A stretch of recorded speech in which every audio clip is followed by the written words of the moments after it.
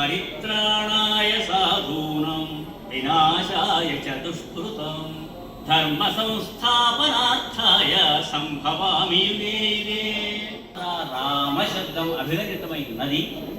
ఇది సమస్త శబ్దస్వరూపానికి రామశబ్దం నుండే ప్రారంభింపబడింది. సంస్కృతం అన్వయంతా కూడా రామశబ్దం అగారాంతం. అహహ అంటే విష్ణు అనే అర్థం. అటు రామచంద్రమూర్తి ఈ ఇరువురి యొక్క కళ్యాణ విషయంలో ఆలోచించడానికి సంప్రదించడానికి వరపక్షంలో వశిష్ఠ మహామునితో సహా అందరూ వేంచేసి ఉన్నారు.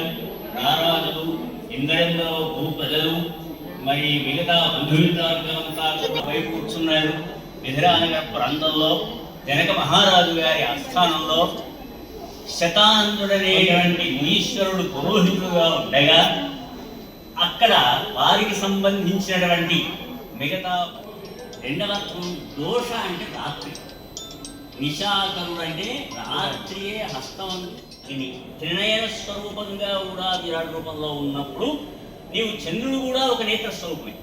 మరి అప్పుడు ఈ ఆలోచన రాలేదా? దోషాకరుడు అనే భావన మీరు ఇప్పుడు మాట్లాడుతున్నారు.